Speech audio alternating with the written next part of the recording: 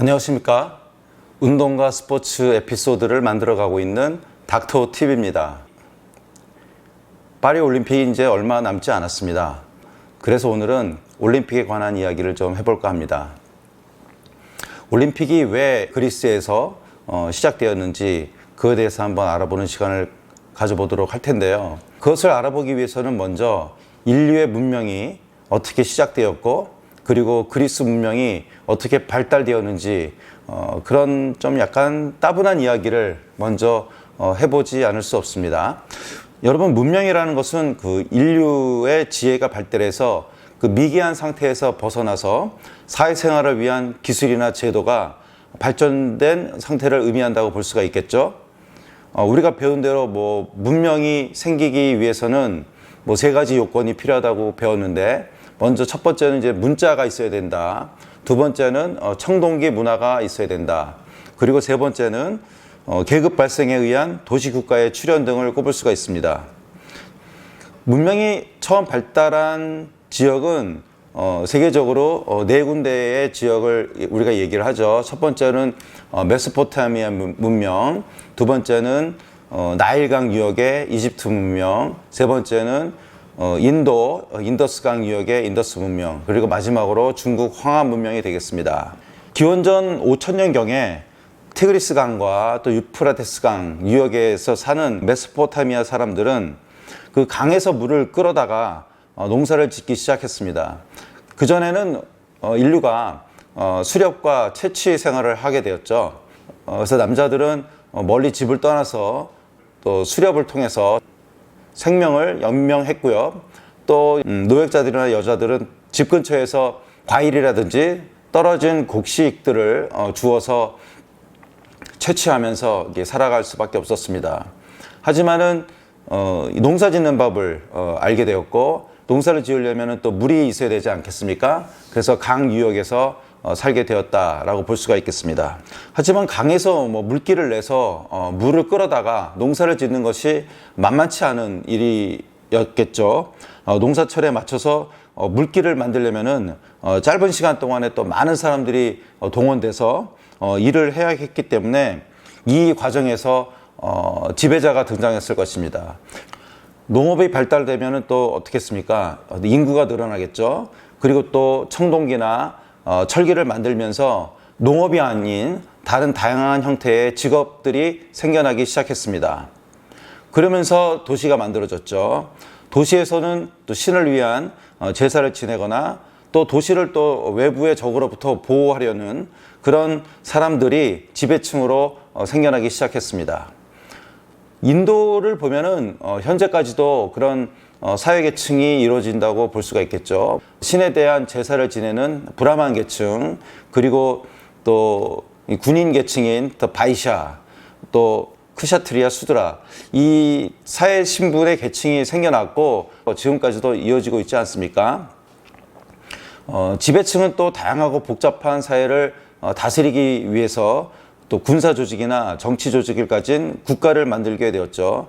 물론 이 과정에서 문자도 생겨나게 되었습니다. 이렇게 도시가 형성되고 또 문자를 사용하면서 다양한 사회를 가지게 된 문화를 우리가 문명이라고 말씀드릴 수가 있는데요. 이러한 문명이 가장 일찍 만들어진 것이 바로 메소포타미아 문명입니다. 지역으로 따지면 지금의 이라크 지역과 그리고 터키 일부가 되겠습니다. 이 동방의 문명인 메소포타미아 문명이 서쪽인 유럽으로 전파되는 그런 과정을 보시게 되면은 우리 지도에서 보시는 바와 같이 이 바다를 건널 수밖에 없습니다.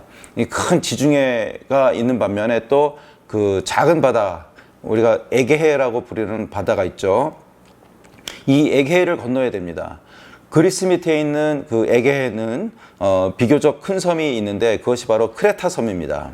세계 4대 문명인 메소포타미아 문명이 동쪽에서 서쪽으로 이동하면서 이 크레타 섬에서 새로운 유럽 문명이 탄생하게 되는데요. 이것이 바로 미노스 문명입니다.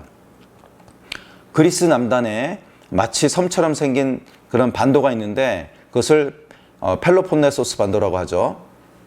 여기에 유명한 고대 그리스 도시 국가가 생겨납니다. 여러분 다 아시는 바로 스파르타입니다. 그쵸? 네. 에게 쪽에 있는 아테네와 함께 펠로폰네소스 반도에 있는 스파르타가 미케아 문명으로 꽃피우게 되죠. 그런데 말이죠. 기원전 1000년 전후로 해서 이 그리스 전체의 위기상황이 직면하게 됩니다.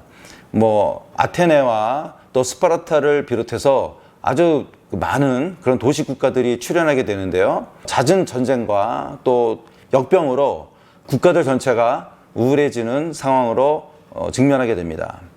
이때 그 펠로폰네소스 반도에 위치한 하나의 도시 국가가 있는데 바로 엘리스라는 도시 국가가 있습니다.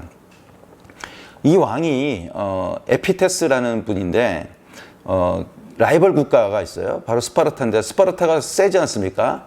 그래서 항상 위협을 느끼고 당하기만 했는데 그 엘리스의 왕인 이피테스가 스파르타한테 하나의 제안을 합니다. 바로 우리 전능하신 그리스의 제우스를 모시는 제사를 지내자. 그렇게 제안을 한 것이죠. 신한테 제사를 지내는 그 기간 동안에는 우리 싸우지 말자. 그래서 전쟁이 일어서는 안 된다는 그런 이야기를 하면서 제안을 합니다. 그 서로가 앙숙이었죠. 엘리스하고 스파르타는 서로 이제 언제든지 물고 뜯는 그런 적국 사이였는데 뜬금없이 제사를 지내자는 이유는 그야말로 이 어떤 올림피아 제전이 목적이 아니라 휴전을 하자는 게 눈에 보였지만 스파르타는 이 제안에 응하게 됩니다. 왜냐하면 서로 싸우는 것이 피곤하지 않습니까? 그래서 한번 쉬자는데 뭐 그것을 마다할 이유는 없다고 판단을 했겠죠. 그렇지 않아도 이제 오랜 전쟁과 전염병으로 아주 피곤한 그런 상황이고 또 이 그리스 전역에 있는 도시 국가들이 전체가 다 망한다는 그런 우려를 자아냈던 그런 시기에 스파르타는 이를 받아들였고 마침내 가장 큰 성지인 올림피아라는 곳에서 첫 합동 제사를 열리게 되었습니다. 근데 왜 이 체육제전에 올림피아라는 이름을 붙였을까요? 체육제전이 열렸던 알티스라는 성역이 있습니다. 이 알티스 성역에서는 아주 오래전부터 여러 신을 모시는 그런 종교적인 행사를 벌려왔던 그런 종교적인 성지였다고 합니다. 이곳은 기원전 1000년경부터 펠로폰네소스 반도에서 올림포스 신족의 최고 신이 누굽니까? 그쵸, 여러분. 제우스입니다. 제우스를 숭배하는 중심지로 자리를 잡았습니다. 이 체육제전이 올림피아 제전으로 그 이름을 붙인 이유가 바로 여기에 있습니다. 바로 그 지역에서 제사를 지냈기 때문이죠. 체육제전은 제우스에 대한 인간들의 숭고한 봉헌 차원에서 시작이 되었습니다. 이 알티스 영역에 아주 웅장한 제우스 신을 위한 그런 신전을 만들었죠. 이 웅장한 제우스 신전이 서기 426년 비잔티움 제국의 로마 제국이죠. 그리스에서 이제 로마 제국으로 넘어갔는데 그때 테오도시우스 2세 황제가 올림피아 성지를 파괴하라는 그런 명령을 내립니다. 왜냐하면 종교적으로 로마는 카톨릭 아닙니까? 그런데 이 유일신 사상을 가지고 있는 기독교인데 제우스 신전을 못마땅하게 본 것이죠.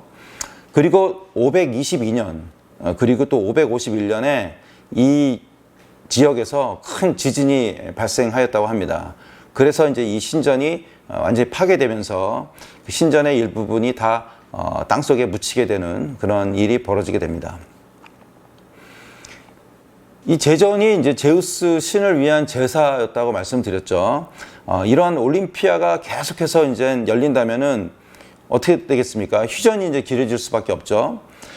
이 경기는 닷새밖에는 진행되지는 않았습니다. 하지만은 이 그리스 전역에서 이 올림피아로 이동을 하려면은 만만치 않은 이제 그 민족의 대이동이 일어나는 거 아니겠습니까? 그렇기 때문에 몇 달 동안은 이동하는 시기에는 전쟁을 할 수가 없게 되는 것이죠. 왜냐하면 국경을 다 열어서 그 참가자들이 왕래를 자유롭게 해야 되기 때문입니다. 그래서 그 주기가 처음에는 8년이었어요. 그런데 이제 국가 간의 마찰이 생길 수 있어서 더 자주 대회를 열자라는 취지에서 4년 주기로 바꾸게 됩니다. 이 고대 그리스 각지에서 거행됐던 제사는 지금의 네, 올림픽이 5대양 6대주 전 지구상에서 열리는 것과 일맥상통한다라고 볼 수가 있습니다. 시대별, 그리고 대륙별, 나라별로 규모는 천차만별이었지만 지구촌 어디에서나 올림픽은 열렸지 않습니까? 국제올림픽위원회, 즉 IOC는 규정으로 적시하고 있지는 않아요. 하지만은 이 대륙별로 이 대회가 순환하고 있습니다.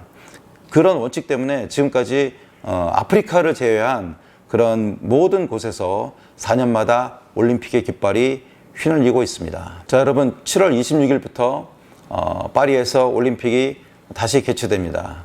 고대 그리스에서 왜 올림피아 제전이 열렸는지 간단하게나마 알아보는 시간을 가졌습니다. 어떻게 여러분 재미있게 들으셨습니까? 다음번 우리 에피소드에서는 조금 더 유익하고 또 재미있는 내용을 가지고 여러분 찾아뵙도록 하겠습니다. 끝까지 시청해 주신 여러분께 진심으로 감사의 말씀을 드립니다.